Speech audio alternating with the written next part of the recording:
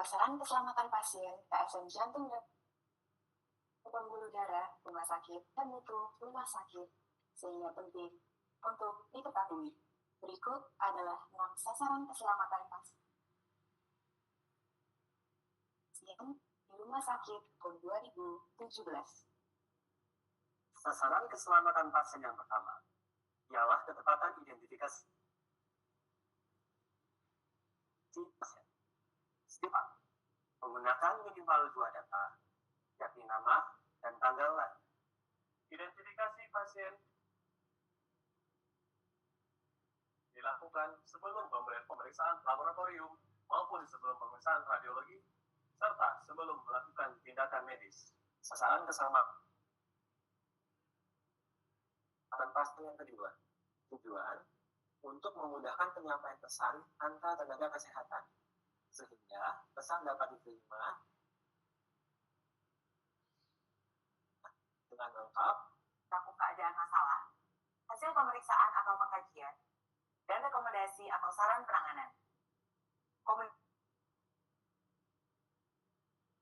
dilakukan pemeriksaan secara lengkap oleh penerima pesan, serta dikonfirmasi oleh pemeriksa. Sasaran keselamatan pasien ketiga,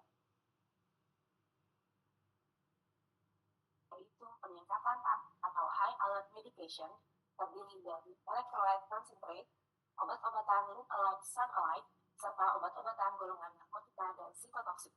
Obat-obatan ini harus disimpan di instalasi farmasi, diberi label khusus, dan tidak boleh disimpan di unit pelayanan pasien, kecuali jika dibutuhkan secara khusus. Sasaran keselamatan pasien keempat adalah tempat lokasi, tempat prosedur, dan tempat pasien operasi. Penandaan lokasi operasi dilakukan oleh dokter operator atau yang akan melakukan tindakan sebelum pasien dipindahkan ke ruang operasi dengan melibatkan pasien. Penandaan dilakukan dengan tanda yang jelas dan menggunakan skin marker yang tidak luntur. Selain itu, proses checklist juga dilakukan berupa pembacaan dan penulisan formulir dengan sign in, sign out, dan sign out. Sasaran keselamatan pasien kelima adalah pengurangan risiko infeksi terkait pelayanan kesehatan. Upaya penurunan risiko infeksi dilakukan dengan menerapkan prinsip kewaspadaan standar, seperti mencuci tangan dengan standar WHO, menggunakan APD sesuai indikasi, serta penerapan prosedur aseptik pada tindakan medis. Sasaran keselamatan pasien keenam adalah pengurangan risiko jatuh. Pengurangan risiko jatuh dilakukan saat awal pengkajian dan diulang saat ada perubahan kondisi pasien. Pasien dengan risiko jatuh diberikan stiker atau gelas berwarna kuning. Pada tempat tidur pasien dipastikan terpasang tanda risiko jatuh dan pegangan tempat tidur pasien terpasang dengan baik dan benar. Demikian paparan singkat mengenai 6 sasaran keselamatan pasien. Keselamatan pasien merupakan tanggung jawab kita bersama. Dengan menerapkan sasaran keselamatan pasien, diharapkan pasien dapat mendapatkan pelayanan yang optimal dan terhindar dari hal-hal yang tidak kita inginkan. Salam keselamatan pasien. Assalamualaikum warahmatullahi wabarakatuh. Pagi hari ini kita ada 2 agenda ilmiah. Yang pertama adalah referat basic divisi intervensi dari Dr. Neni. Yang kedua dilanjutkan dengan laporan jaga hari Kamis, Jumat, Sabtu, dan Minggu. Untuk referat basic intervensi ini kita mengundang dengan pembimbing Dr. Nahar Taufik dan Dr. Irsad, dan mengundang pembimbing tamu dengan Marsma TNI Dr. Margono. Kepada Dr. Neni kami persilahkan waktu 20 menit. Assalamualaikum warahmatullahi wabarakatuh. Selamat pagi dokter, rekan-rekan sekalian. Pada kesempatan kali ini perkenankan saya menyampaikan referat divisi intervensi saya dengan judul Pertimbangan Intervensi Penyakit Jantung Koroner pada Pilot, dengan analisis pemeriksaan penunjang dan implikasinya terhadap kelayakan terbang. Terima kasih kami ucapkan kepada Dr. Nahar Taufik SPJP Konsultan, Dr. Irsad Andi Arto, MSc SPPD Dr. SPJP Konsultan, serta Marsma TNI Dr. Margono Gatotsuwadi SPJP Konsultan yang telah meluangkan waktunya pagi ini untuk membimbing saya. Sebagai pendahuluan tentang kondisi kerja awak pesawat serta resiko kerjanya dituntut oleh asosiasi serta organisasi profesi semakin meningkat saat ini, dengan aspek kerja penerbang berupa jam kerja yang panjang, tuntutan kerja tinggi, serta jadwal kerja yang panjang. Sehingga diharapkan pemeriksaan fisik penerbang yang bisa lebih intensif, lebih lengkap, dan saat ini kondisi kardiovaskular seperti sindrom korona akut tetap menjadi faktor penyebab kecelakaan kematian pesawat komersial. Sehingga diperlukan pemahaman terkait penegakan PJK, manajemen PJK, serta penilaian kelayakan terbang. Dan dalam referat ini kita akan menggunakan berbagai sumber dari berbagai negara untuk memperluas dasarnya ilmu pengetahuan kita.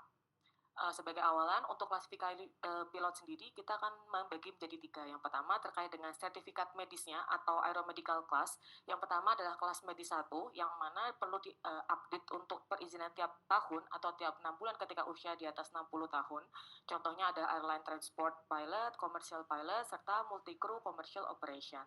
Kemudian untuk kelas medis 2, pada pilot-pilot private pilot license serta general aviation, yang mana perlu update untuk perizinan tiap 4 tahun, dan ketika di atas 40 tahun, maka perlu dilakukan pengecekan tiap 2 tahun. Dan kelas medis ketiga yang perlu diupdate izinnya tiap 2 tahun, contohnya Air Traffic Controller ATC. Kemudian untuk operasional penerbangan sendiri, ada single pilot operation, multi-crew operation, dan juga komersial versus non-komersial. Dan untuk status klinisnya kita bagi menjadi 3, yaitu fit to fly tapi dengan conditional, serta unfit to fly. Yang akan banyak kita bahas adalah kelompok fit to fly conditional serta unfit to fly, yang contohnya adalah pasien pasca MI, pasca PCI atau CABG, atrial fibrillation yang stabil, serta penyakit jantung kronik stabil. Sedangkan untuk unfit to fly, yang pasti adalah iskemia aktif, gagal jantung dekompensata, aritmia tak terkontrol, serta resiko sudden incapacitation yang tinggi. Untuk pilot militer sendiri memiliki beban stres tambahan akibat paparan percepatan gaya gravitasi saat melakukan aerobatik maupun manuver tempur udara.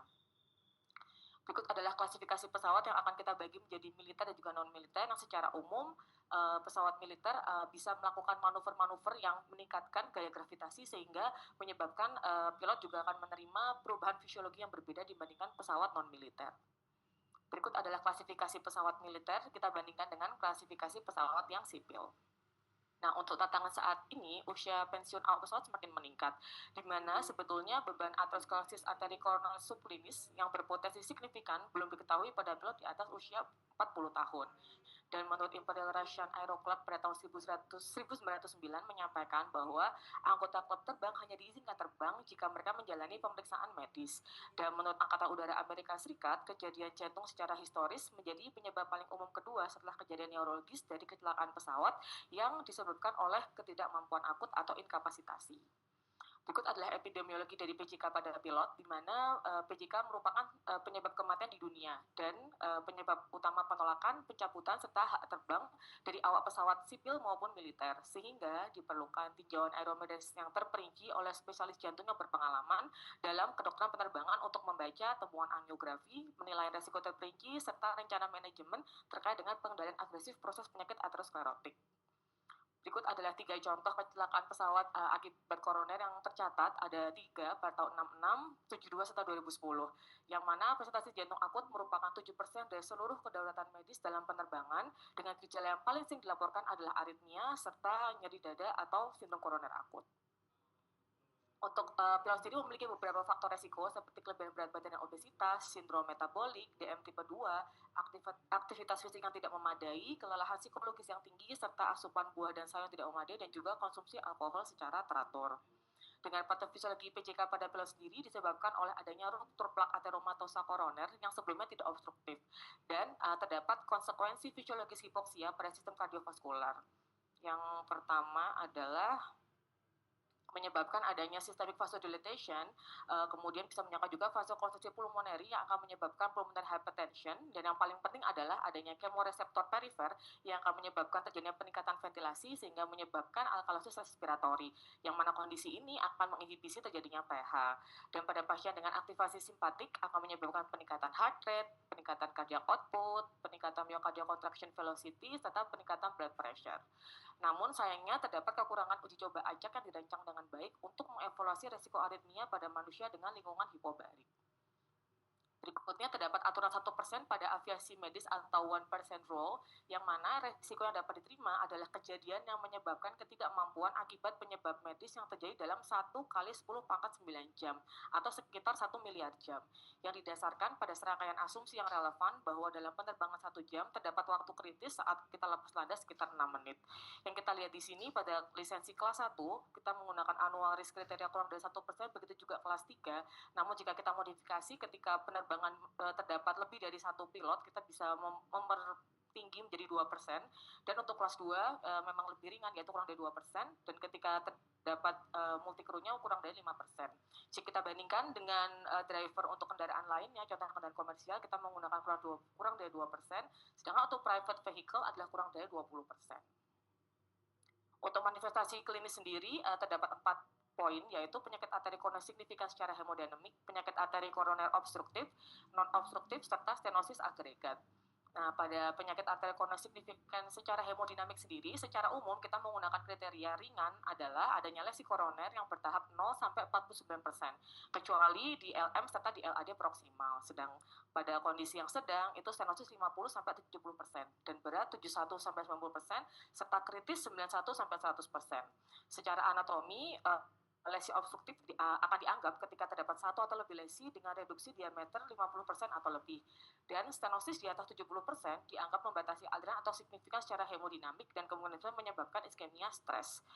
Kemudian untuk penyakit arteri koroner obstruktif sendiri, berdasarkan khusus untuk pilot, kita memiliki angka khusus, yaitu setiap stenosis tunggal di atas 50% pada pembuluh darah apapun dan di atas 30% pada left main stand akan menimbulkan resiko di atas 1% MACE per tahunnya, yang mana ambang ini digunakan untuk pencabutan lisensi pilot profesional dalam operasi awak ganda maupun tunggal, sehingga diperlukan modifikasi faktor risiko yang agresif bersama dengan status fungsional yang diharapkan dapat menurunkan mortalitas, tingkat infark miokard, serta mengembalikan pasien untuk kembali tugas penerbangan yang terbatas. Dengan pertimbangan menjadikan iskemianya pada pasien dengan lesi lebih dari sama dengan 50% dan bisa dilakukan pula pencitraan perfusi dan atau FFR. Berikutnya untuk penyakit arteri koroner non-obstruktif, biasanya yang paling berbahaya adalah pasien-pasien yang melakukan manuver di pesawat kursi tunggal, contohnya di fast jet, high performance maupun rotary aircraft, yang mana pada kondisi ini dibutuhkan banyak kebutuhan jantung yang lebih tinggi karena lingkungan dengan gravitasi positif yang tinggi. Ya, efeknya terhadap penyakit plak vaskular sampai saat ini belum bisa dijelaskan secara lebih rinci, sehingga kekhawatiran adalah terjadinya kejadian akut seperti ruptur plak dan juga iskemia ataupun infark miokard berikutnya, yang mana akan menyebabkan terjadinya kematian tanpa disadari. Berikutnya, pada PJK non-obstruktif yang tidak diobati dapat menimbulkan resiko MACE tahunan di atas 1%, yang mana kemungkinan bisa ada terbatas untuk beberapa penerbang dengan syarat tertentu. Dan kepatuhan pencegahan kejadian koroner primer perlu dilakukan, contohnya adalah pemeriksaan profil lipid serta tekanan darah secara berkala. Namun seperti yang sudah disampaikan sebelumnya, pada left main lesion perlukan ketika di atas persen maka dianggap sebagai sebuah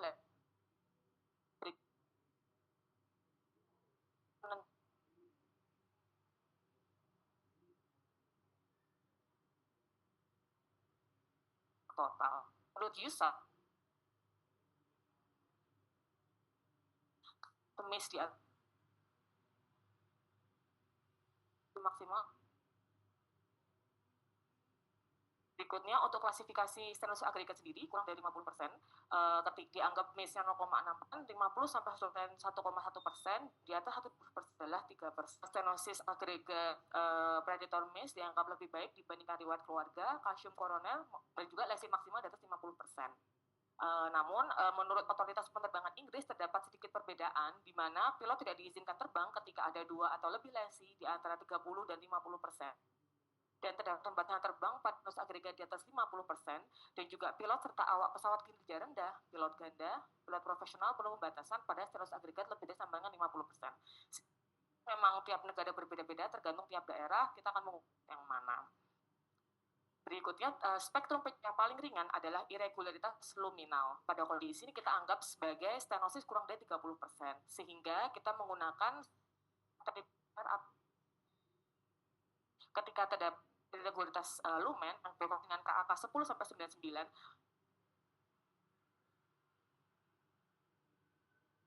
Sedangkan ketika di atas 100, maka stenosis agregatnya kita anggap di 60%, MACE-nya akan di atas 1%. Untuk menegakkan diagnosis sendiri, menurut CHASA, diskualifikasi ketika stenosis agregat lebih dari sama dengan 120% karena dianggap MACE-nya di atas 3%. Dan menurut histopatologi plak yang rentan ruptur, ketebalan lapisan fibrosa merupakan penentu terbaik, yang mana ketika ada stenosis luminal 30-40% akan memedian koron dan dapat diperiksa dengan menggunakan TCA bila beberapa aplikasi posisi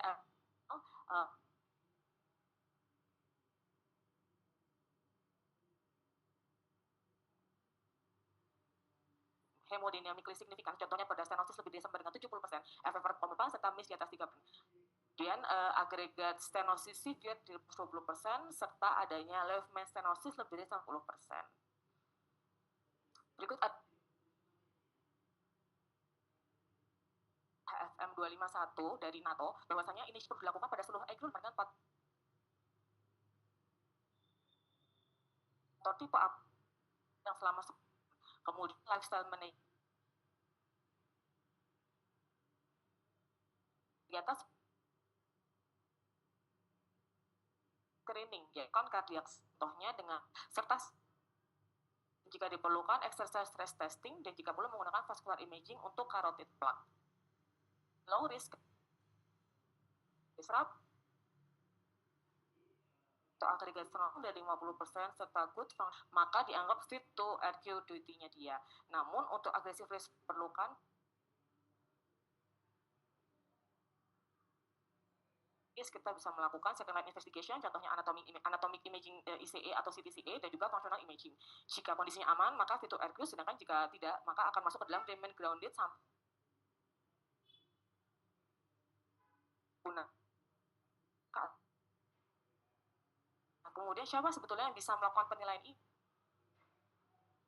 Yang mana ada terumum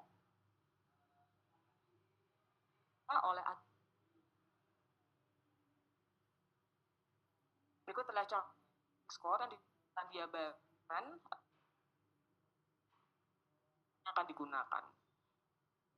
Berikutnya untuk intervensi koroner sendiri, berapa syarat atau pertimbangannya. Pertama adalah jenis revaskularisinya, tingkat kekamuan, serta beban penyakit residual.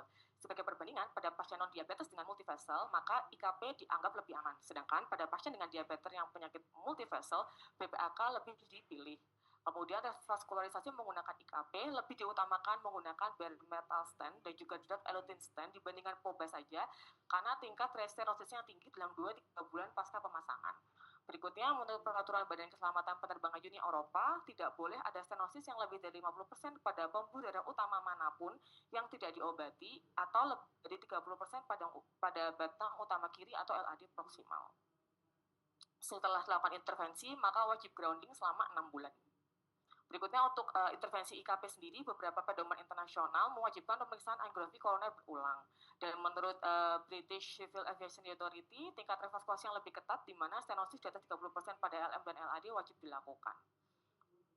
Berikutnya untuk BPAK sendiri, untuk periode observasinya wajib dilakukan dan tidak lebih dari 6 bulan pasca operasi karena stabilitas sternum setelah stenotomi median perlu dinilai secara klinis. Jika terdapat kecurigaan malunion, maka diperlukan pemindahan tomografi terkomputasi. Dan ketika setelah BPAK dilakukan evaluasi kondisi baik, maka pasien dianggap layak untuk terbang. Berikutnya, terdapat pembahasan terbang utumnya pada BPAK sampai kapanpun adalah penerbangan militer serta pesawat berperforma tinggi karena bersifat aerobatik, di mana beberapa faktor yang mempengaruhi adalah lingkungan bertekanan tinggi, manuver falsafa, serta peran terbang yang menuntut curah jantung yang tinggi, serta penggunaan antikoagulasi maupun revaskularasi parsial merupakan faktor diskualifikasi total pada pilot komersial di banyak negara. Dan gravitasi positif dianggap dapat menggeser mediastinum sehingga akan mempengaruhi aliran gerak pada pasien. Berikut adalah beberapa penilaian yang kita wajib lakukan pada pasien pasca tindakan pada pilot, yaitu exercise ECG, ekokardiogram, Holter ECG. Setelah PCR bisa dilakukan myocardial perfusion scan, atau kita juga bisa lakukan stress ekokardiogram, tergantung di daerah kita terdapat apa yang bisa kita lakukan. Pasca CABG sudah dilakukan perfusion scan atau ekuivalen dalam 5 tahun, dan jika ada hasil yang kita meragukan bisa dilakukan myocardial perfusion scan. Dan ketika didapatkan adanya tanda dan gejala iskemia pada kasus apapun, maka bisa dilakukan CAG pada waktu kapanpun. Untuk pertimbangan klinisnya, pada waktu tunggu kembali terbang dari menurut Malaysia, untuk pilot sipil ataupun swasta, maka 6 bulan pasca kardiovaskular. Untuk pilot militer adalah 1 tahun, pasca IKP atau BPAK pasca ACS wajib grounding 6 bulan, dan pasca IKP elektif wajib grounding 6 minggu di Selandia Baru dan 3 bulan pada CASA atau Amerika. Sedangkan untuk modifikasi faktor resiko yang wajib adalah penurunan LDL, olahraga teratur, serta pantang merokok. Untuk resiko residual bisa kita lakukan kepatuhan minum obat, dan yang paling penting untuk waspada penggunaan obat adalah beta blocker, kemudian alpha blocker, antikoagulasi, serta tidak boleh dilakukan revaskularisasi parsial.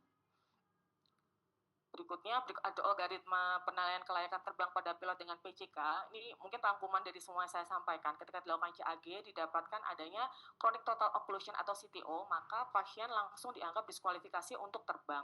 Ketika terdapat stenosis lebih dari sama dengan 70% dan pasien bisa dilakukan revaskularisasi tapi tidak dilakukan, maka dia akan didiskualifikasi. Namun ketika dilakukan, maka dilakukan revaskularisasi, kita lihat jika bisa dilakukan, kita bisa melakukan repeat coronary angiography sebelum dilakukan pengecekan sebelum bekerja kembali. Jika tidak dilakukan, maka diskualifikasi. Berikutnya, ketika stenosis antara 50-69% dengan FFR-nya adalah kurang dari 0,8, maka baiknya direvaskularisasi. Jika tidak dilakukan, maka didiskualifikasi. Jika dilakukan, kita cek ada berapa banyak stenosisnya yang di atas 50%. Jika ada banyak lebih dari 1, maka didiskualifikasi untuk terbang. Namun ketika hanya 1, kita perlu menilai KAK atau agregat stenosisnya seperti apa. Ketika lebih dari sama dengan 20%, masuk ke diskualifikasi. Ketika 50-119, maka bisa terbang dengan restriksi. Jika agregatnya kurang dari 50%, kita cek apakah ada riwayat revaskularisasi atau MI. Jika ada, maka fly with restriction. Jika tidak ada, maka bisa terbang tanpa restriksi. Berikutnya, untuk stenosis kurang dari 50% atau diffuse disease atau luminal irregularitas atau dianggap stenosis kurang dari 30%, sama seperti tadi, kita hitung KAK skornya.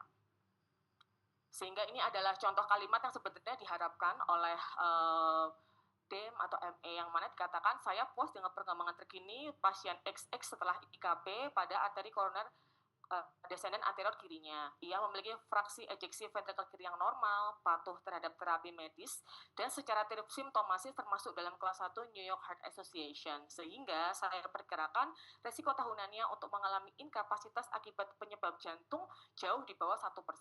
Sehingga pernyataan ini yang sebetulnya diharapkan oleh pengambil keputusan dari pilot ini, apakah bisa lanjut kerja atau tidak.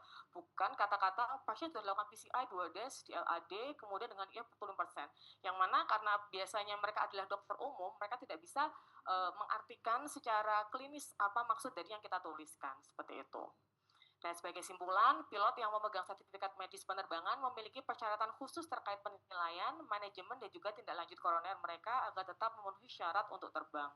Persyaratan ini terkadang berbeda dari praktik kardiologi umum dan penting bagi ahli jantung untuk memahami persyaratan pekerjaan yang relevan pada pasien penyakit jantung koroner. Demikian yang dapat saya sampaikan, kurang lebihnya mohon maaf. Wassalamualaikum warahmatullahi wabarakatuh. Terima kasih banyak kepada Dr. Neni dengan menyampaikan materi secara komprehensif. Untuk oponen pertama dengan kami sendiri, yang ingin kami tanyakan Dr. Neni terkait kelayakan terbang pilot itu sebenarnya untuk kapasitas match yang dibutuhkan berapa, Dr. Neni? Mungkin itu saja, Dok. Terima kasih Dr. Naldi. Jadi memang sangat menarik kita membahas terkait dengan data objektif terkait berapa match yang dibutuhkan oleh pilot seperti itu.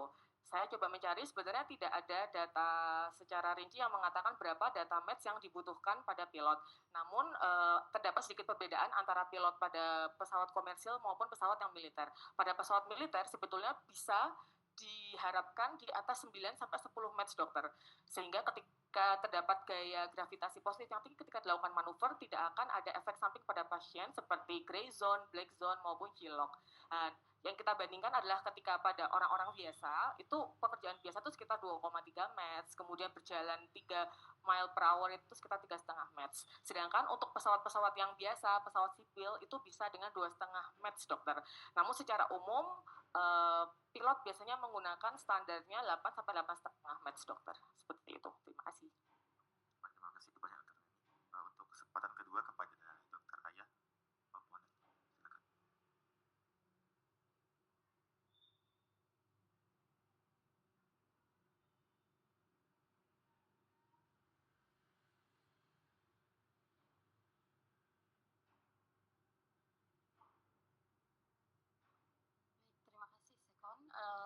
Selamat kepada Dokter Neni atas presentasi tugas ilmiah terakhir ya dok ya. Oke, izin bertanya dokter, izin diskusi juga dok. Mungkin dari Dokter Neni yang sudah lebih membaca dan menguasai tentang hal ini dok, yang ingin kami tanyakan terkait apakah ada scoring tertentu yang bisa dilakukan untuk kita men-screening kasus-kasus PJK misalnya pada pilot seperti itu dokter. Kemudian izin bertanya kedua, pada pasien-pasien misalnya yang memiliki riwayat seperti ACS atau lainnya, terutama di sini pada diberikan oleh seorang kardiologis untuk menilai kelayakan terbang sesuai dengan porsi kita sebagai seorang kardiologis itu bagaimana ya dok, sehingga maksudnya sesuai tadi, karena kan terkadang yang seperti dokter Neni sebutkan, kita tidak menyebutkan berapa vessel disease yang sudah dilakukan revaskularisasi atau bagaimana dokter untuk kalimatnya dokter. Maturun dokter. Terima kasih dokter Ayah. Jadi terkait dengan scoring ini kok memang sangat luas ya dokter. Ketika saya jawabannya cuma lebih di 10, jadi ada satu yang lebih beda yang lain itu tidak ada. Jadi tergantung setiap daerah menggunakan atau setiap agensi menggunakan scoring yang mana. Mungkin untuk menambahkan ilmu pengetahuan saya, yang kita mungkin familiar adalah penggunaan Framingham Risk Score, kemudian ada juga Curie Score, kemudian juga ada Reynolds Risk Score, yang mana secara prinsip semua scoring ini akan menilai resiko cardiovascular mortality dalam 10 tahun ke depan. Nah, seperti tadi di gambar gambar tabel yang tadi disampaikan bahwasanya apapun scoringnya yang penting bisa menilai dalam 10 tahun ke depan. Seperti itu dokter. Mungkin yang perlu diketahui juga, mungkin teman-teman bekerja di yang terkait dengan NASA atau yang sejenisnya, jadi terdapat sebuah scoring khusus yang memang digunakan untuk pilot NASA, yaitu Astronaut Cardiovascular Heart Risk Modification, yang mana mungkin kita kurang familiar dengan ini, namun bisa digunakan, dan nanti ini kalkulatornya ada di internet, jadi bisa langsung kita klik ketika akan digunakan. Seperti itu dokter. Namun yang biasanya umum kita gunakan adalah SCORE, biasanya yang digunakan dari New Zealand, serta juga bisa dokter, seperti itu.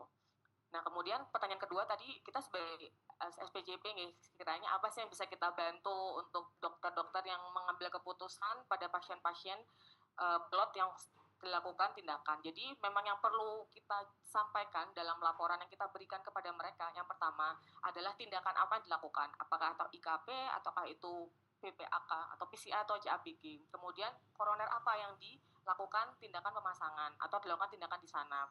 Kemudian yang paling penting adalah fraksi ejeksinya berapa, dan tidak cuma angka, tapi disampaikan juga apakah itu normal, apakah itu sedang, ataukah itu rendah. Dan disampaikan juga apakah pasien ini patuh terhadap pengobatan medisnya. Karena salah satu syarat untuk batal terbang lagi pada pasien-pasien seperti ini adalah ketika tidak patuh terhadap pengobatan medisnya dia, yang dinilai dari ucapan dari dokter yang merawat pada pasien ini. Kemudian kita juga perlu mengetahui apakah terdapat simptom pada pasien ini berdasarkan NIHA-nya. Dan juga perlu kita sampaikan, saya perkirakan resiko tahunannya untuk mengalami inkapasitas akibat penyakit jantung jauh di bawah 1%. Nah, dari mana poin kita bisa mengatakan dia kurang dari 1% atau di atas 1% dari hasil temuan yang kita dapatkan tadi. Contohnya, sisa stenosisnya berapa persen, tindakannya dilakukan di mana, agregat stenosisnya berapa banyak. Nah, ketika agregatnya di atas 120%, otomatis di atas 3%. Ketika kita tidak melakukan revascularisasi aktualisasi semuanya atau hanya parsial, otomatis akan di atas 1%. Sehingga kita harus sampaikan ketika kita curiga inkapasitasnya dapat jadi atas 1%, maka ini akan menjadi dasar dari dokter-dokter rumah sakit pilot ini untuk mencegah pasiennya bekerja lagi atau bisa bekerja namun dengan pembatasan. Seperti itu, dokter.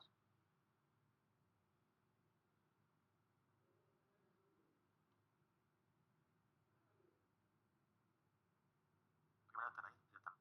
Kita berikan satu kesempatan lagi kepada PPDS yang ingin bertanya.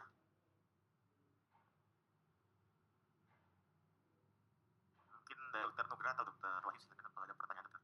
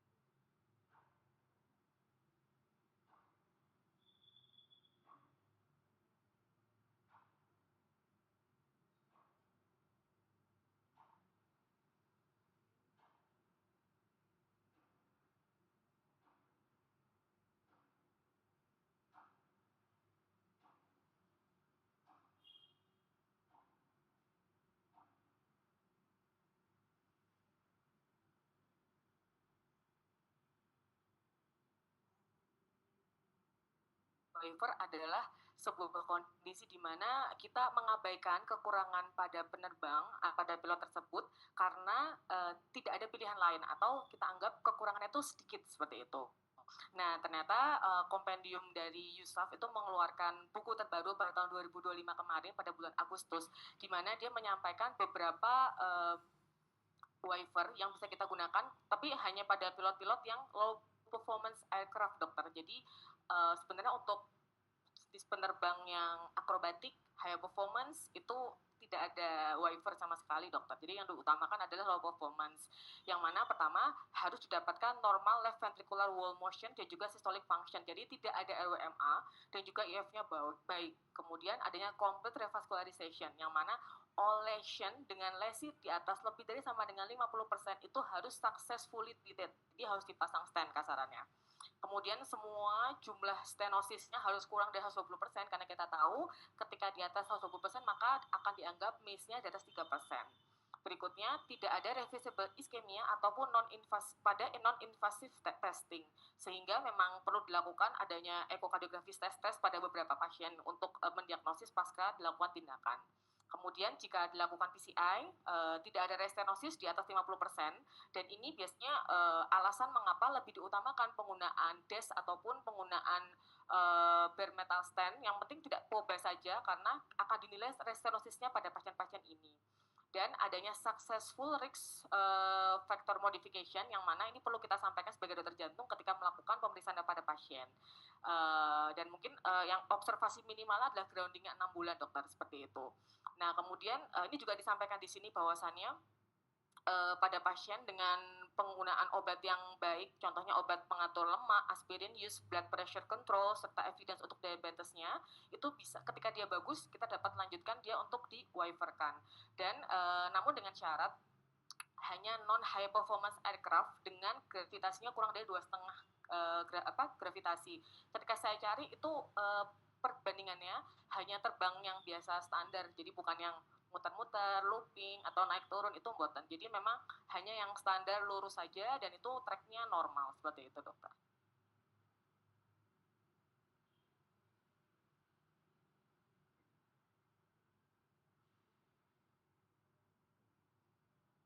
Yang bawah ini sangat penting sekali. Coba didetailkan. Didetailkan itu maksud saya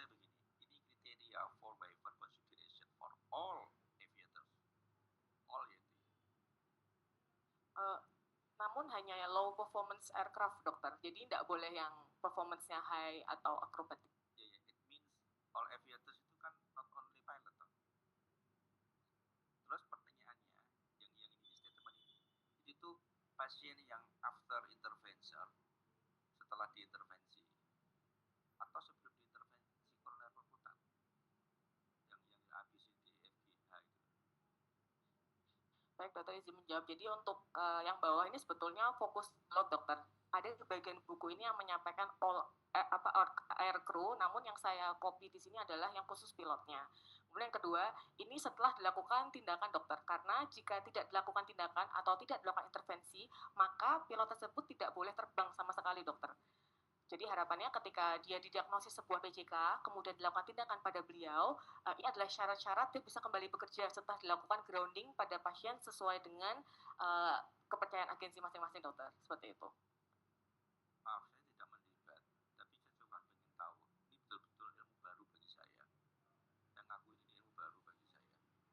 Jadi pasien yang ini loh, yang statement yang bawah ini loh, pasien belum dilakukan intervensi sama pasien yang bukan pasien yang sudah dilakukan intervensi koroner perkutan sama yang belum dilakukan intervensi koroner perkutan, apakah ini perlakuannya sama? Ini kan statementnya ini seolah-olah berbeda kalau saya pahaminya. Yang A itu 4 PCA, no restenosis over 50%. Terus itu ada lagi, the sum of remaining stenosis should be less than yang poin C itu loh, 120%. Jadi saya memahaminya ini kondisi umum belum dilakukan intervensi koroner perkutan. Nah, Anda yang sudah membaca secara komplit gimana? Atau malah calon penerbang? Kita kan punya 2 calon penerbang. Sudah baca belum calon penerbang? Kita kan punya 2 orang toh? Ada 2, dok. Dokter Wahyu dan dokter Nugra. Iya, makanya dia harus menguasai.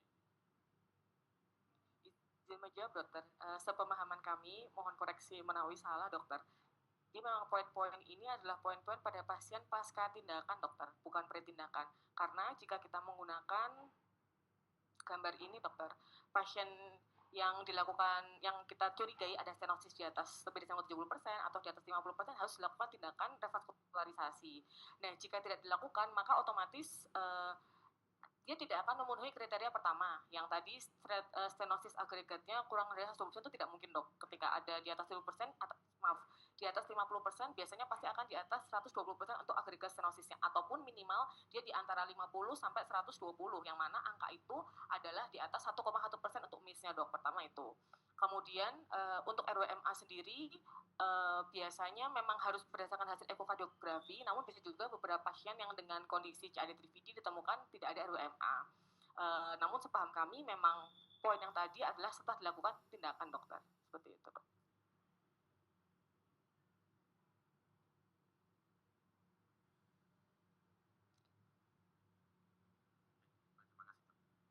Berikutnya kita berikan kesempatan kepada pembimbing tamu, Dr. Margono. Kepada Dr. Margono kami persilakan, dokter. Sebut namanya yang lengkap. Pada Marsma TNI, Dr. Margono SPJ, konsultan. Silakan. Terima kasih.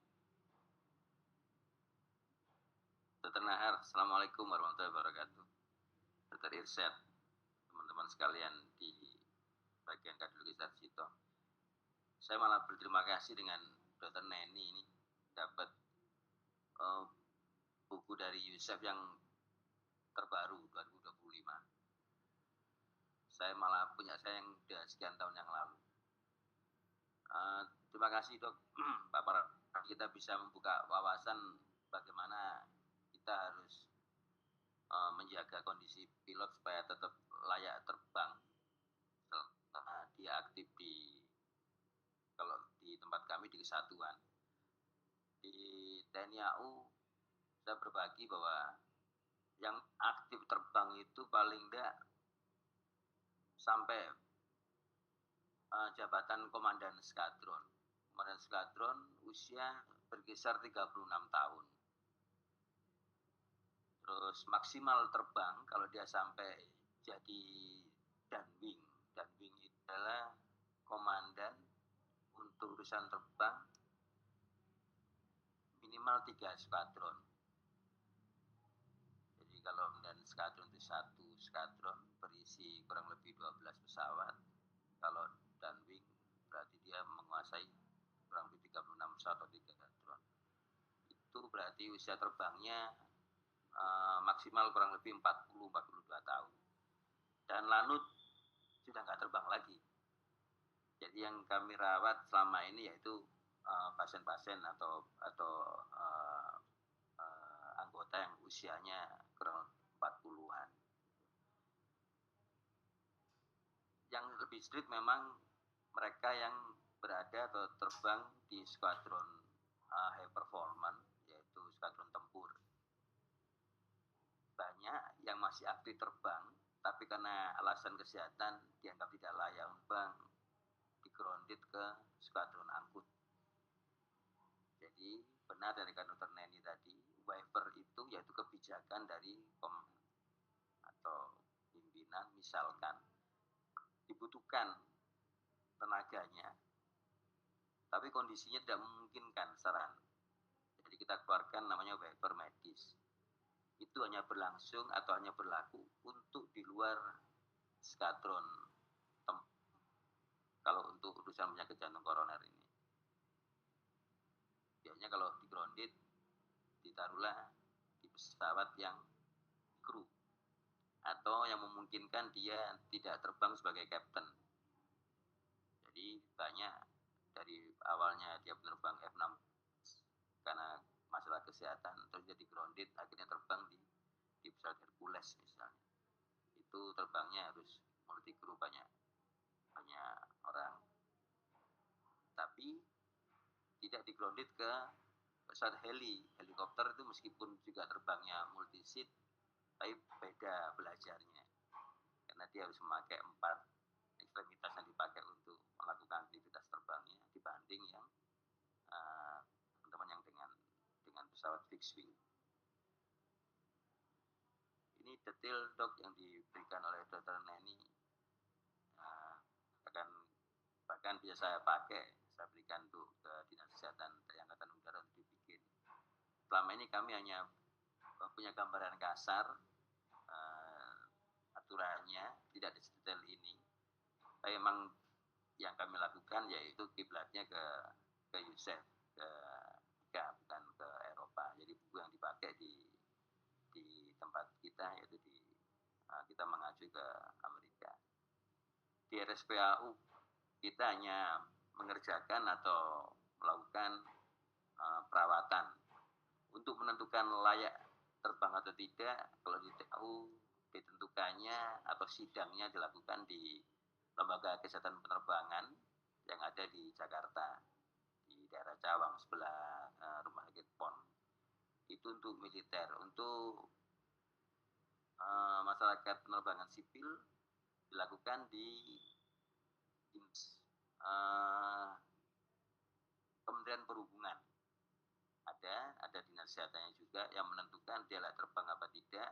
Itu untuk para pilot yang mengawali maskapai sipil.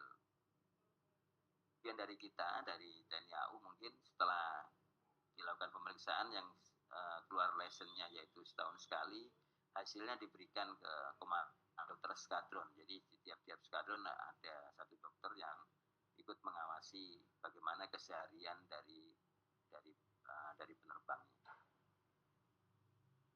Selama saya di TNI Angkatan Udara, ternyata tugas terberatnya yaitu ngemong mereka supaya melakukan atau menjaga perawatan kesehariannya itu.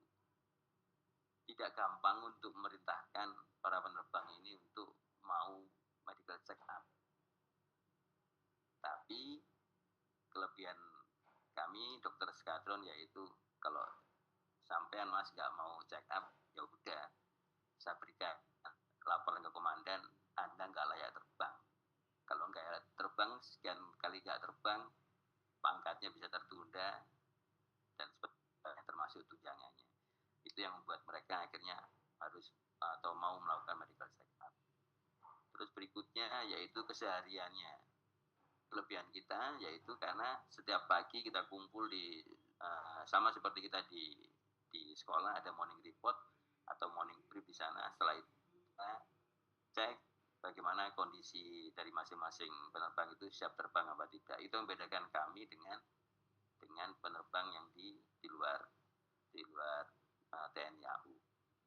Dulu pernah ada kejadian, ada penerbang yang saat terbang misalnya tampak seperti kelelahan atau sedang dalam pengaruh obat, itu yang insya Allah tidak ditemukan di lingkungan kami. Tapi tambahan untuk tentang bagaimana kelayakan terbang pada pilot setelah mengalami penyakit jantung koroner, ini saya mengucap terima kasih Dr. Neni sudah memberikan tambahan ilmu buat kami yang di TNI. Demikian dari kami, terima kasih. Terima kasih banyak Marsma TNI Dr. Margono Gatot Suwandi SPJP Konsultan atas asupan yang diberikan. Selanjutnya kami berikan kesempatan kepada pembimbing kedua Dr. Irsa Andi Arso SPJP Konsultan. Kepada dokter kami persilakan.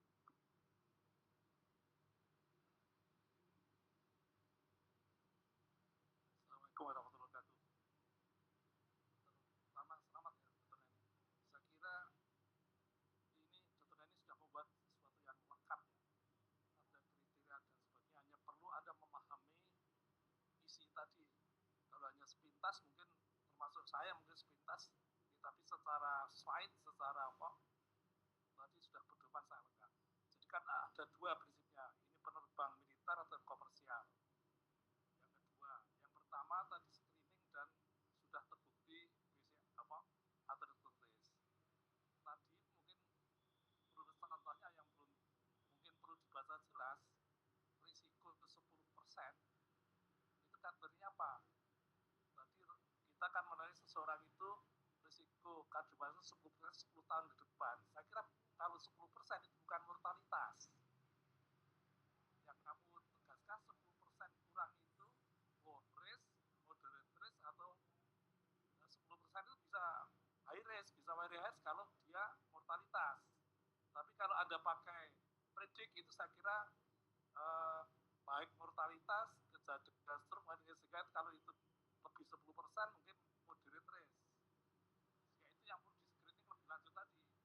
Artinya orang-orang yang tadi 40 tahun kriterianya kalau dia moderate risk harus dilanjuti dengan calcium score, mungkin dengan CT scan dan sebagainya, sehingga betul-betul bukti atletisnya seberapa beratnya. Sehingga perlu kalau dia nanti perlu dilakukan angiografi masuk kategori yang berikutnya ini. Kira-kira begitu nggak? Ada yang paham kan? Saya apa?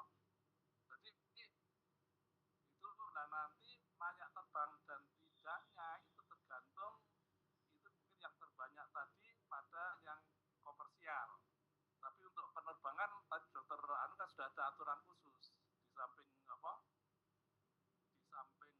ini kan ada aturan khusus untuk penerbangan. Yang kedua, saya kira untuk kelayakan suatu pekerja kembali itu tidak hanya penyakit jantungnya, ada di kegiatan okupasi ada 9 kriteria kalau nggak salah. Benar nggak Dr. Neni? Ada psikologis, ada otot, ada macam-macam. Nah itu ada beberapa faktor itu mungkin banyak dari sudut jantungnya, tapi dari psikologis, jadi itu ada tesnya sendiri untuk kembali kerja. Sehingga kita kalau diberikan suatu kelayakan dan sebagainya, kita dari sudut kardiologi saja, apapun kalau pekerja dan sebagainya, kalau kita memberikan surat keterangan dari sudut kardiologi, karena akan okupasi akan menilai kelayakan 9 kriteria itu untuk orang kembali, termasuk pilot ada aturan khususnya.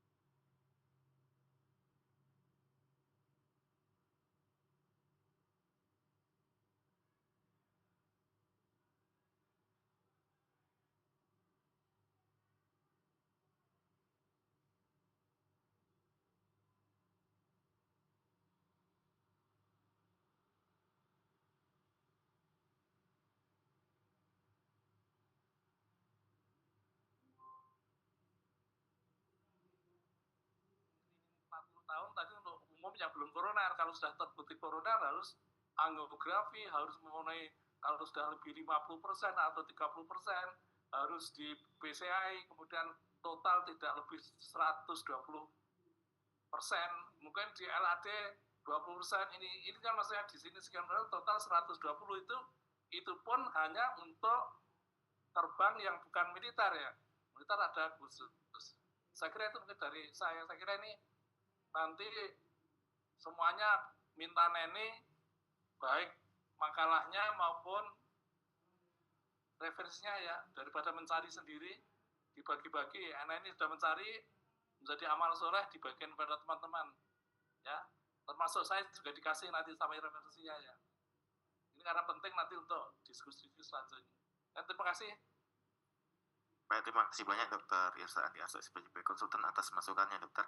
Kesempatan berikut kami berikan kepada pembimbing 1 dengan Dr. Nahar Taufik, SPJP Konsultan. Kepada Dr. Nahar kami persilakan, Dok. Terima kasih. Assalamualaikum warahmatullahi wabarakatuh. Selamat datang ini ya, makalahnya cukup bagus, slide-nya juga menarik.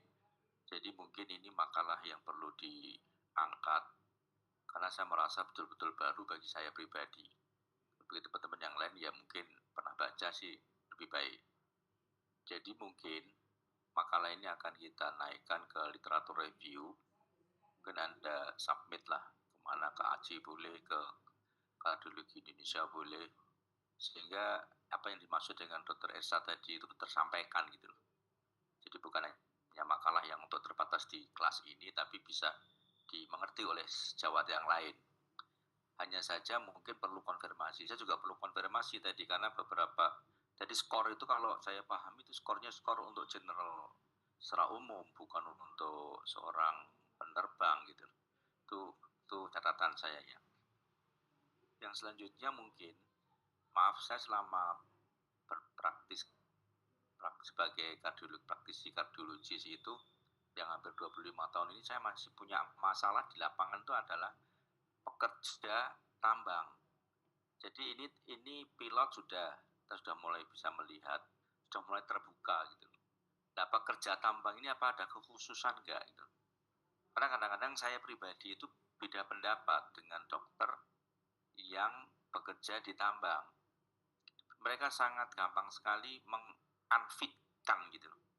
Sementara fit unfit bagi seorang pekerja itu menyangkut kehidupan, hajat hidup orang banyak ya, istrinya ya, atau suami istrinya ya, istrinya, anaknya, keluarganya kan gitu.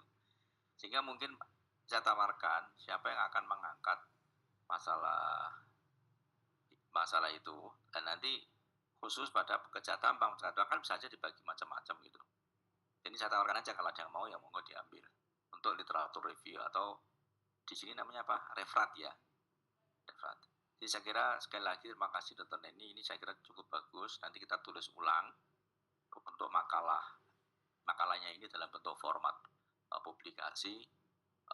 Ya nanti kita tawarkan aja, disubmit aja ke beberapa jurnal di Indonesia aja. Bisa jurnal yang saya amati yang cukup bagus itu ya kita punya ACI itu juga mulai cukup bagus. Kardiologi Indonesia juga mulai naik. Kemudian cukup bagus lagi itu, malah lebih bagus itu malah punyanya PABDI, penyakit dalam, itu juga cukup bagus. Saya kira nanti mana yang mau nerima di antara tiga jurnal itu, tiga majalah ilmiah. Sekali lagi terima kasih pada Dr. Neni, kita kasih aplaus kepada dia. Saya kembalikan kepada moderator. Baik, terima kasih banyak kepada Dr. Nahar Taufik, SPJP Konsultan. Sebelum kita beranjak ke agenda kedua, kami ucapkan terima kasih sekali lagi dokter kepada pembimbing tamu Marsma TNI Dr. Margono Gatot Suwandi, SPJP Konsultan. Boleh untuk melanjutkan aktivitas berikutnya dokter. Selanjutnya kita berpindah ke agenda kedua laporan pagi hari ini, yaitu adalah laporan pagi hari Kamis, Jumat, Sabtu, dan Minggu kepada tim terkait. Pada recording stopped. Komponen kami persilakan.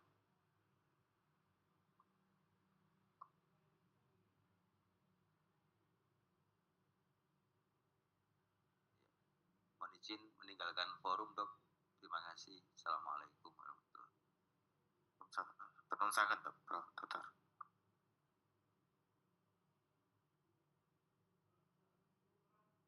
Recording in progress.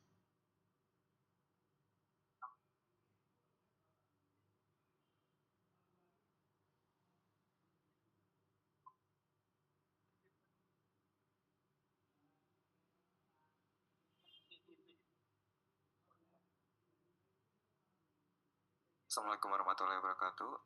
Selamat pagi dokter dan dokter sekalian. Mohon izin Patria mewakili tim IGD hari Jumat pagi melaporkan kasus pasien atas nama Bapak DJU, laki-laki usia 70 tahun. Pasien kami diagnosis sebagai suatu STEMI anterior ekstensif kilip 4 dengan onset 23 jam.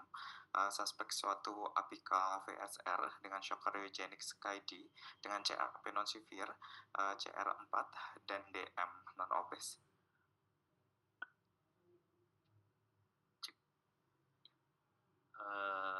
Selamat pagi, dengan saya Rehan mewakili tim oponen pada pagi hari ini. Mungkin yang menarik bagi kami untuk pasien Jumadi ini adalah pada pasien yang mengalami STEMI anterior ekstensif dengan onsetnya baru kurang dari 24 jam. Dari tim IGD berhasil mendiagnosa suatu VSR apikoseptal dan dapat menangani pasien ini bahkan sampai dilakukan PCI. Ini suatu case yang sebenarnya sejauh pemahaman kami cukup jarang kita temui karena pasien dengan VSR apikoseptal tetap dilakukan untuk suatu primary PCI. Mungkin dari tim IGD bisa menceritakan dari awal dulu bagaimana sampai akhirnya bisa menemukan suatu VSR apikoseptalnya dan kemudian kenapa pasien ini akhirnya diusulkan proceed untuk primary PCI. Terima kasih. Baik, terima kasih Dokter Rehan. Jadi mungkin saya menjelaskan mengenai presentasi klinis pasien ketika kami terima dokter. Jadi pasien ini mengeluhkan nyeri dada. Pasien merupakan rujukan dari Rumah Sakit Pelita Harapan di Wonosari dengan STEMI anterior ekstensif. Pasien dikatakan mengeluhkan nyeri dada sejak tanggal 25 jam 7 malam, saat itu dengan NPS 7-8.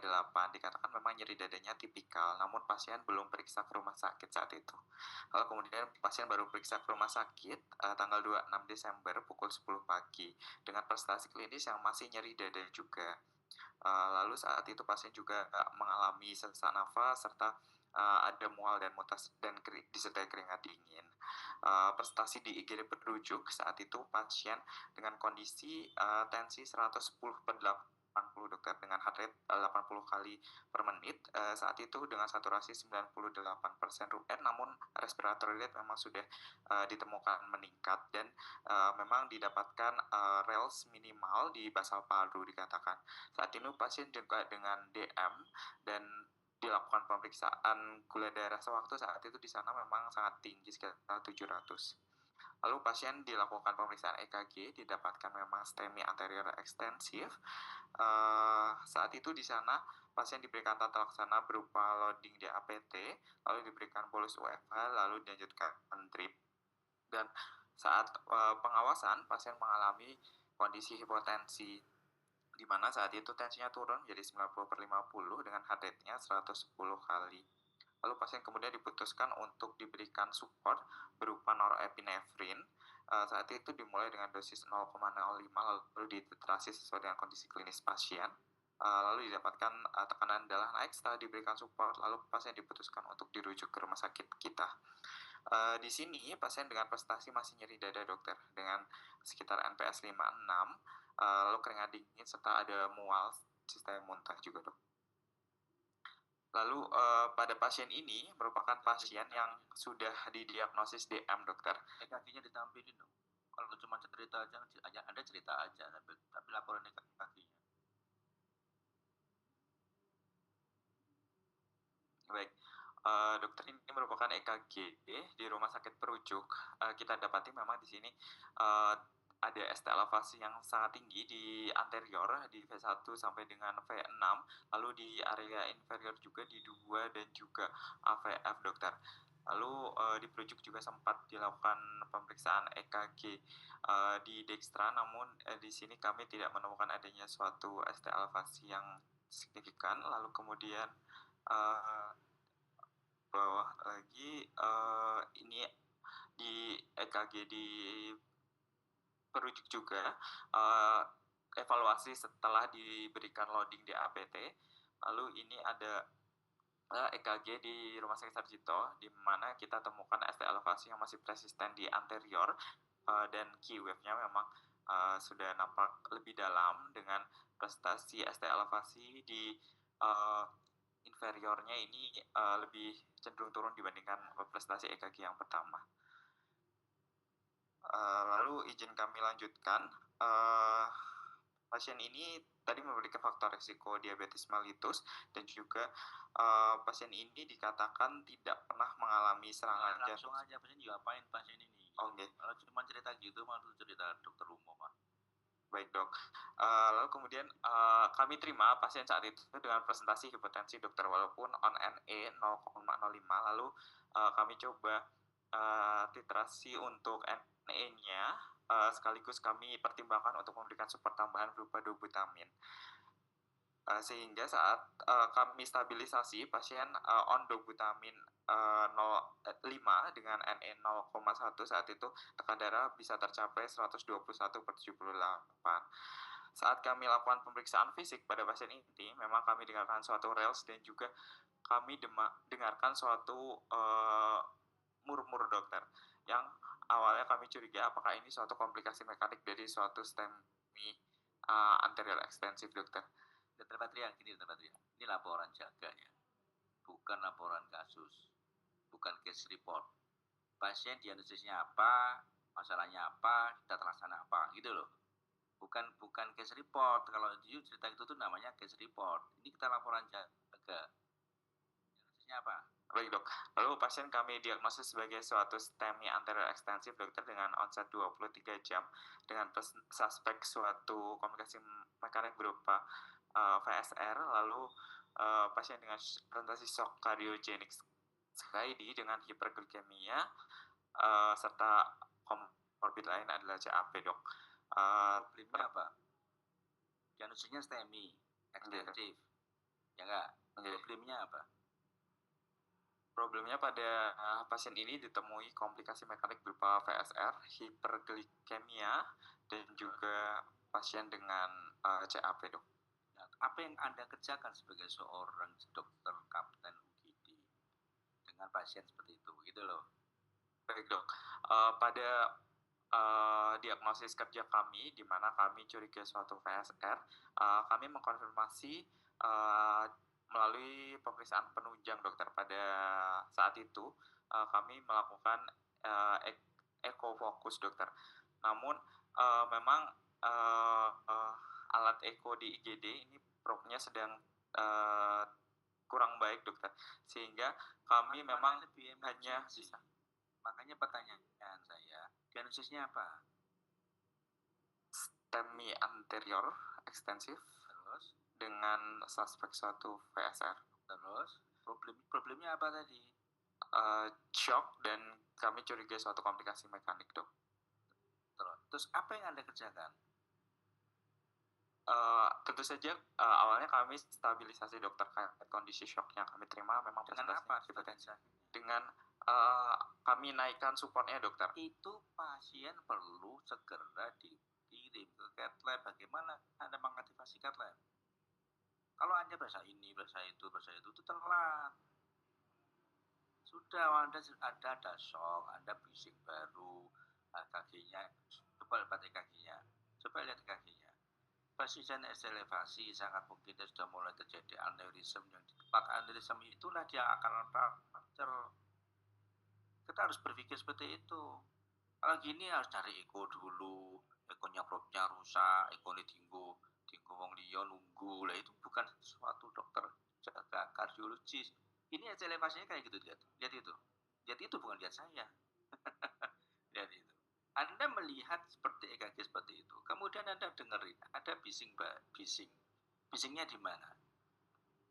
Bisingnya kami dengarkan paling keras di area SIC 34 parasternal juga dan di area apex dok saat itu. Fasenya apa? Fasenya sistole dokter. Tipenya apa? Pansistol dok. Pansistol Pansistel apa ejeksi? Kalau kami mendengarkannya lebih ke suatu pansistel. Pansistel. Di mana tadi? Yang paling keras terdengarnya di area apex dan juga di area FC34 di parasternal, dok. Parasternal kiri. Kiri. Parasternal kiri ISC berapa? 34, dokter. 34. Sama apex tinggi mana? Paling punktum maksimumnya di mana? Lebih kencang di parasternal, dok. Parasternal. Menjalar nggak? Fasenya sistolik. Anda bilang pan. Ada penjalarannya enggak? Kami coba memang tidak terlalu terdengar penjalaran, dokter, di area aksilari maupun di parasternal. Kenapa dengan penemuan diagnostik Anda itu, Anda berpikir itu suatu rupture interventrikuler? Yang pertama, dok, DD kami sebenarnya apakah memang pada pasien ini memiliki predisposisi suatu kondisi katup yang menimbulkan suatu bising? Katup apakah di situ? Iya, dok, secara anamnesis. Kalau katup apa di situ? Anda mengatakan punktum maksimumnya di linea sternal kiri ISC 34. Itu punya siapa? Kalau itu katup? Tricuspid, dok. Kalau tricuspid klinis, kalau tricuspid punya penelainan lama tricuspid, dia klinisnya apa? Iya, dok, biasanya pasien memang dengan suatu RHF nih, dok. Jadi ada nggak ada RHF? Tidak ada, dok. Itulah yang harus kita bangun sebagai dokter jaga emergensi. Bukan mengandalkan semua alat-alat. Kita emergensi. Oke, terus kemudian pan apa high speed? High speed tinggi. Tinggal stetoskop Anda mereknya apa? Stetoskopnya mereknya Lester apa sih ini? Littmann. Stetoskopmu apa mereknya? Littmann, dokter. Littmann. Gon kene disumpeli tisu nggak? Gitu. Jadi ini pasien sangat emergensi, shock, gangguan mekanik, sehingga nggak usah pikir panjang-panjang. Anda dorong ke kamar cath lab. Kalau perlu intubasi dulu. Saya akan lebih memberikan appreciate kepada Anda kalau Anda memanage airway daripada Anda mencari eko. Maaf dokter Real ya. Bukan saya menomorduakan ekonya, enggak, karena keemergensiannya di situ. Ini airway-nya bisa terkontrol enggak? Untuk RW ya pasien relatif terkontrol, dokter. Jadi oke, kalau dia terkontrol, udah. Anda sudah berhadapan seperti itu.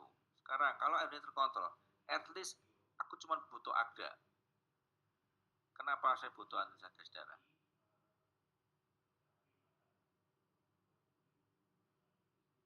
Salah satu analisis gas darah, dok. Di sini berapa, dok? Kami periksa, dokter. Jadi hasilnya memang pasien ini dengan slightly alkalosis 7,46 dengan memang ada penurunan HCO3, namun secara umum laktatnya juga ada peningkatan, dok. Curiganya memang ada suatu shock kardiogenik. Dengan saat ini memang pasien terkompensasi dengan adanya peningkatan RR sehingga memang kesannya PCO2-nya turun dan juga HCO3-nya turun, dok.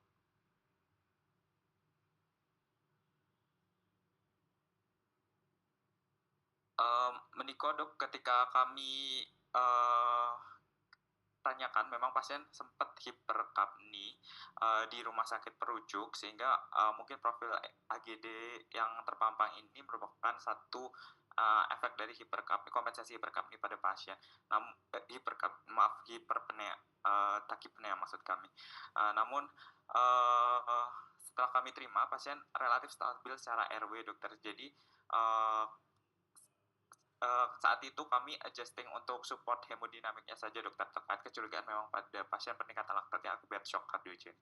Jadi not only RW loh ya, tapi breathing-nya juga harus Anda perhatiin. Sehingga ini kan kayak Anda praktek ACLS tapi ACLS yang betul-betul sudah advance gitu loh. Pasien dengan NVAC luas seperti itu, shock, kemudian ada dengar bising, wah ini mulai suatu rupture interventricular. Udah berpikir begitu, bukan berpikir oh ini kelainan katup. Enggak, Katup sudah ada tempatnya sendiri, dan kalau katup pun sebelumnya sudah punya masalah di katup, dia mesti ada gejala klinis, ada menimbulkan fisik diagnostik yang mengarah ke sana. Sehingga Anda akan mencari ini RW-nya aman nggak aman, breathing-nya kuat nggak, ada risiko gagal nafas nggak. Itu yang harus Anda assessment kan di sana, bukan mencari infeksinya, bukan mencari itunya, bukan. Oke, lo lanjut, diapain pasien ini? Ya dokter, setelah memang hemodinamik stabil dokter, dan kami curiga memang pasien ini STEMI dengan komplikasi VSR, kami saat itu plankan untuk memang pasien untuk menjalani primary PCI dokter.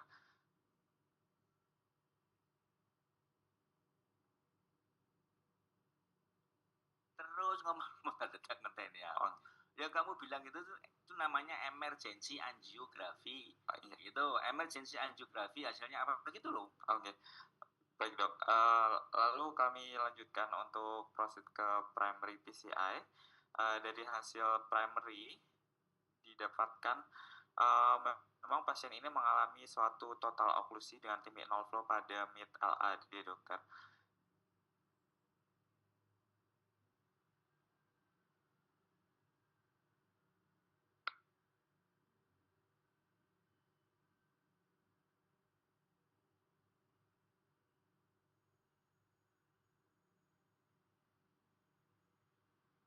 Pada stase intensif yang mungkin menghadiri invasif ya, yang menghadiri silakan ke depan menjelaskan video dan event yang terjadi selama tindakan.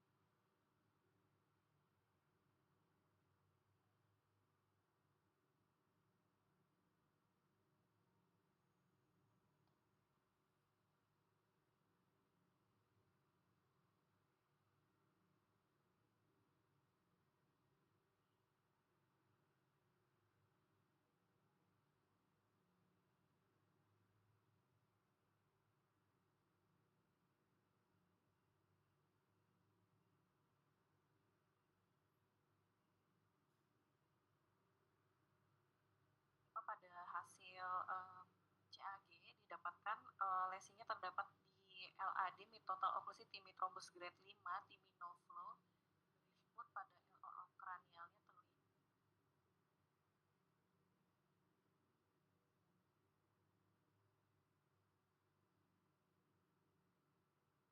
Nggak dipasang IABP dulu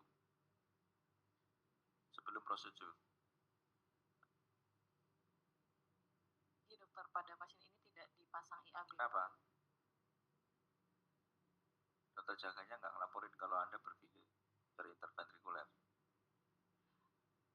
Pada pasien ini memang didapatkan kecurigaan VSR dokter, lalu pada saat namun karena diminta untuk eko, kami lakukan eko ulang terlebih dahulu di CAT lab, dan ternyata memang didapatkan VSR pada apikosefal dokter dengan ukuran 6 mm dengan gradiennya 7 mm air raksa. Namun pada pasien ini memang tidak dilakukan IABP terlebih dahulu, karena pada saat kami terima kondisi klinis pasien itu cenderung stabil flat, walaupun memang secara teori memang harus dilakukan hemodinamik stabilisasi dan IABP dokter.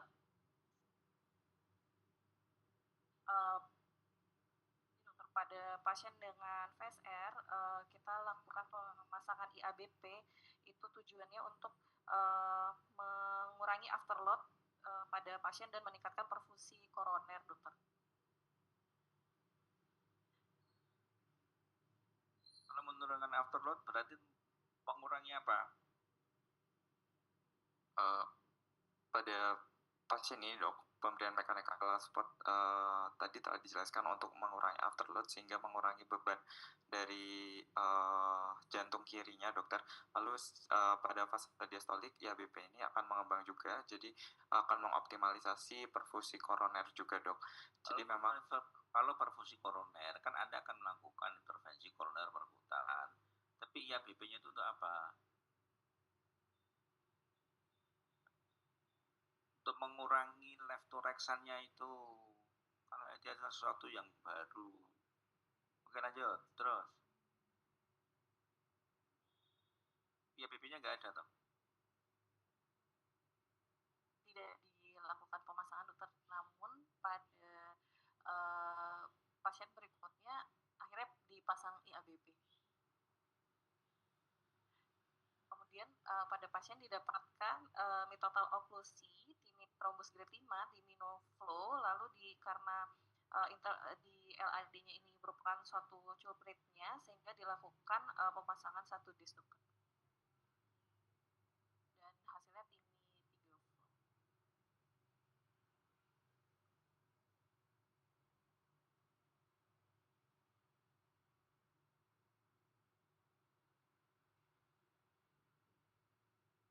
Baik, terima kasih pada tim invasif yang menghadiri tindakan PCI pada pasien ini. Untuk selanjutnya mungkin dari tim oponen, apakah ada yang perlu ini dok, yang didiskusikan kembali terkait penanganan ataupun plan pada pasien ini yang masih menjadi persoalan? Mungkin dari tim oponen tadi dari manajemen intervensinya sebetulnya apakah mungkin tadi sempat terbahas oleh Dr. Nahar, apakah dengan kecurigaan VSR ini apakah ada tindakan lain yang sebenarnya diperlukan di cath lab saat itu.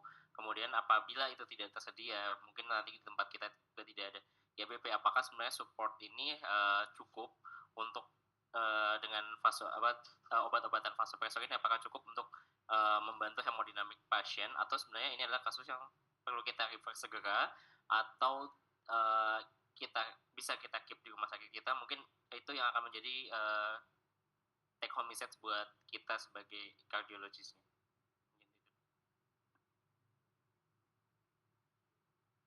Baik, dok, pada pasien ini memang pemberian mechanical support circulation tadi memang direkomendasikan, dok, sebaca kami, dengan berbagai manfaat yang tadi sempat kita diskusikan sebelumnya. Lalu yang kedua terkait revaskularisasi pada pasien STEMI dengan VSR ini memang masih menjadi suatu pembicaraan, dokter, di mana apakah memang revaskularisasi pada kulprit arteri yang terduga menyebabkan suatu VSR ini bermanfaat atau justru perlu ditunda, dokter. Salah satu hal yang memberatkan untuk pasien ini untuk direvaskularisasi sebenarnya adalah salah satunya yang kami baca adalah terkait dengan apakah pasien ini memang dalam presentasi ongoing iskemia, dokter, di mana kondisi iskemik itu bisa saja semakin meluas dengan tidak dilakukannya suatu revaskularisasi. Lalu yang kedua adalah terkait dengan onsetnya, dokter, di mana pasien ini datang dengan presentasi onset 23 jam. By rekomendasi dari ESC bahwa suatu STEMI dengan kondisi hemodinamik yang tidak stabil dengan standar ongoing iskemia yang masih ada, ST elevasi juga masih meningkat, itu juga merupakan suatu rekomendasi untuk dilakukan segera primary PCI. Mungkin hal tersebut yang menjadi pertimbangan, dok. Namun memang ada pendapat lain di mana revaskularisasi itu mungkin di-defer atas dasar apakah pasien ini kemudian perlu untuk dilakukan segera koreksi, misalnya dengan surgical, di mana apabila memang koreksinya itu nanti putuskan untuk surgical, maka mungkin penggunaan DAPT pada pasien post PCI itu akan menjadi kendala dokter, di mana ada resiko suatu stent trombosis. Misalnya pasien kemudian direncanakan untuk suatu CABG sekaligus repair by surgical terkait kondisi koroner dan juga VSF-nya. Seperti itu dok. Namun mungkin approach lain sebenarnya adalah untuk closure-nya juga bisa dilakukan dengan perkutan. Namun mungkin banyak pertimbangan juga yang nantinya harus dipertimbangkan lebih detail approach mana yang nantinya cocok untuk pasien ini. Mungkin yang belum terjawab tadi dok, terima kasih dok. Yang sebenarnya mechanical tadi itu benar-benar misalkan rekomendasinya 1A atau kalau kita nggak punya memang bisa kita support dulu atau gimana, karena terkait nanti juga ini akan menjadi pertimbangan kita apakah pasien-pasien dengan VSR itu bisa kita terima, pasien yang rujukan dengan VSR bisa kita terima karena ternyata memang dia membutuhkan IABP atau seperti apa dok? Mungkin itu pertanyaan saya dok. Tenang, dok. Yang tadi disampaikan Dokter Nahar tadi kaitannya dengan IABP tadi, pasien ini sekarang masih pakai inotropik nggak? Pakai support nggak? Masih dokter. Masih pakai support. Supportnya apa? Dobu NE dan sekarang juga dengan IABP dok. Oh, akhirnya sudah IABP. IABP-nya kapan? Sabtu pagi dok. Setelah PCI. Setelah PCI kemudian dipasang IABP. Kalau diskusi pada saat pemasangan IABP, kira-kira ini pertimbangannya apa nih buat pemasangan IABP?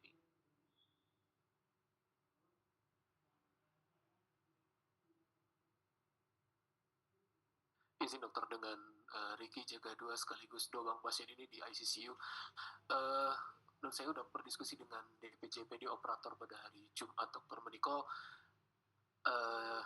Diputuskan untuk tidak dipasang IABP mengingat hemodinamik stabil. Namun setelah kita berdiskusi lebih lanjut dokter dengan DPJP pasien, kemudian dengan DPJP intensif sekaligus DPJP intervensi pada hari Sabtu, mengingat pasien ini dengan VSR dan sebagai suatu bridging terapi too definitif atau too konservatif dalam tanda kutip hemodynamic stability, kami putuskan untuk dilakukan pemasangan IABP pada saat Sabtu pagi ini, dokter. Fungsinya apa dipasang IABP? Sebagaimana yang tadi sudah disampaikan juga dokter dengan dokter Patria, yang pertama untuk menurunkan afterload-nya, kemudian juga sebagaimana disampaikan dokter Nahar dokter untuk membantu terkait shunting-nya dokter. Jadi harusnya pertimbangan pemasangan IABP-nya antara sebelum di PCI sama setelah PCI sebenarnya sama ya, sama-sama buat kedua fungsi tadi kan, menurunkan afterload, membantu koroner. Nah, kalau pemakaian NE dan DOBU tadi ya, itu kira-kira pengaruhnya ke afterload gimana? Dia akan menurunkan afterload atau akan meningkatkan afterload? Sebenarnya memang pemberian inotropik di sini pada pasien terutama koroner gitu, terlepas itu suatu PSL atau tidak, memiliki manfaat dan juga sekaligus resiko untuk di mana heart rate akan meningkat sehingga demand-nya juga akan meningkat ya dok. Terlebih juga selain itu afterload-nya juga tentu saja akan meningkat dengan pemberian vasopresor ya dok. Tapi sepaham kami dok, pada case ini pemberian inotropik dan vasopresor salah satu tujuan kami adalah untuk mempertahankan perfusian organ dok, sehingga pasien dalam kondisi shock tidak kemudian menjadi suatu komplikasi organ failure yang lebih lanjut dok. Apakah ada tanda impending gagal di end organ? Pada pasien ini kami temukan memang peningkatan ureum kreatinin dokter, dan yang kedua adalah pasien ini juga peningkatan laktat dari AGD yang kami periksa dari IGD dok. Jadi kami adjusting dan ada bukti hipotensi juga dok. Oke. apa efek buruk yang kita hindari, yang kita cegah kalau misalnya afterload-nya meningkat sehingga lebih banyak shunting ke kanan, itu sebenarnya kita menghindari apa sih? Maksudnya pada pasien seperti ini tadi kan kita mengurangi shunting dari kiri ke kanan. Nah, kira-kira sebenarnya kita mau menghindari apa nih kalau ternyata shuntingnya itu banyak gitu loh. Sebenarnya mungkin tadi ya dok, kita mungkin harus hati-hati memberikan vasopresor di sini, di mana peningkatan afterload tentu saja nanti mungkin akan berimbas terkait dengan shunt yang semakin meningkat ke kanan, sehingga klinis shocknya juga justru mungkin akan semakin berat karena cardiac output yang turun, di mana lebih banyak darah yang akan tershunt ke area kanan. Dan selain itu juga mungkin akan disertai dengan overload drastis pada RV sehingga menimbulkan gagal RV juga dok. Kenapa bisa, kan ini apa namanya, secara fisiologisnya kayak VSD kan? Kalau VSD ya nggak gagal kanan. Oh iya dok, betul. Karena nggak ada. Iya, dia akan lebih banyak ke penurunan meningkatkan preload kan malahan. Kan meningkatkan preload ya tadi. Sehingga memang sebenarnya kalau pada pasien dengan seperti ini, kita akan lebih memilih IABP atau kita akan memilih inotropik. Jadi untuk rekomendasinya memang mechanical support ini menjadi pilihan. Ya, jadi itu ya. Jadi maksudnya pesannya lebih kepada itu. Saya konfirmasi dikit. Tadi ada penurunan tensi kemudian UFH-nya di stop. Itu alasannya apa? Ya, ini dari perujuk dokter. Jadi kami memang tidak mendapatkan jawaban detail terkait. Maksudnya bukan di UGD kita ya? Bukan dok, bukan. Ya, misalnya jadi tidak ada korelasinya gitu loh, maksudnya kenapa harus di stop. Beda dengan kalau misalnya dilakukan fibrinolisis ya ada penurunan tensi, mungkin kita lebih waspada. Terus kira-kira apa nih penyebabnya, kenapa dia bisa sampai VSR gitu loh? Maksudnya apakah murni hanya karena CAD1VD saja atau ada penyebab komorbid lain yang menyebabkan dia kok lebih mudah VSR? Ya dok, untuk pada pasien ini mungkin salah satu penyebabnya memang yang terutama adalah kondisi oklusi di LAD-nya gitu dok, dan menimbulkan suatu ST elevasi yang sangat luas, dan mungkin presenter late onset-nya dok, di mana pasien memang tidak segera periksa pada saat mengalami suatu ACS dan baru periksa hampir 1 hari setelahnya. Dan sebaca kami dok, memang di era saat ini di mana reperfusi ini menjadi suatu hal yang mudah ditemui, digapai pada pasien-pasien ACS, memang presentasi VSR ini jauh lebih berkurang dibandingkan dahulu dok, ketika memang revaskulasi itu masih menjadi suatu yang mahal atau mungkin sulit ditemui, sehingga mungkin take home message-nya bahwa memang golden period pada ACS itu memang nyata, tidak hanya sekedar komplikasi akut heart failure mungkin atau mungkin cardiogenic shock, tapi mechanical komplikasi seperti VSR ini bisa jadi suatu hal yang akan muncul apabila memang tidak ACS tidak segera revaskulasi. Selain itu ada kecurigaan lain nggak yang membuat VSR selain timing to reperfusion tadi kan?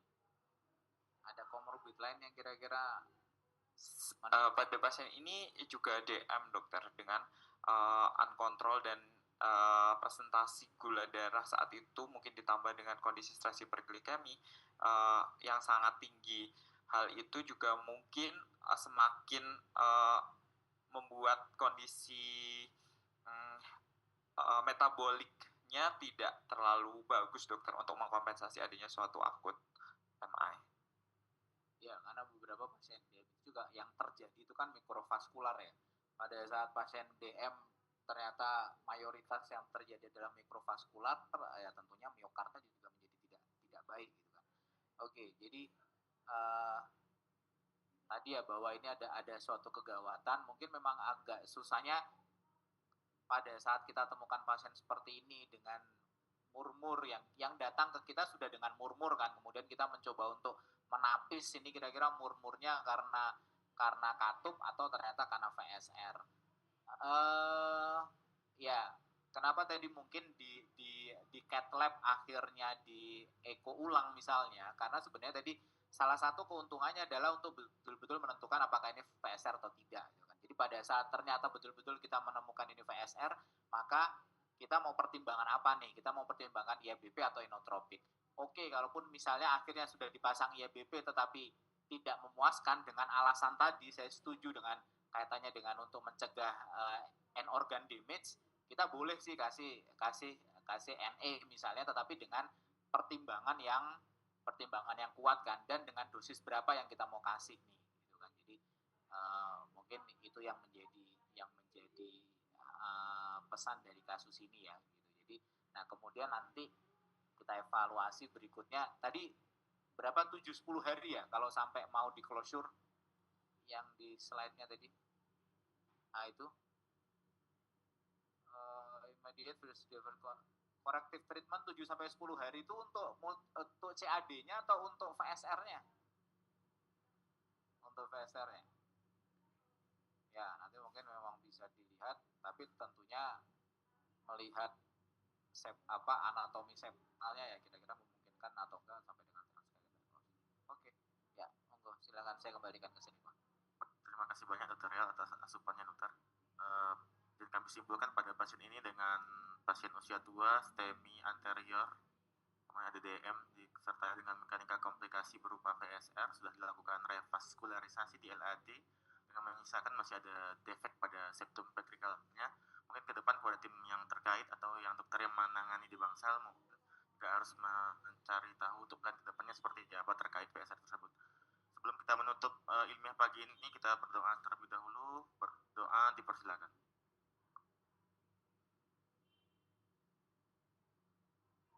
Berdoa selesai. Assalamualaikum warahmatullahi wabarakatuh.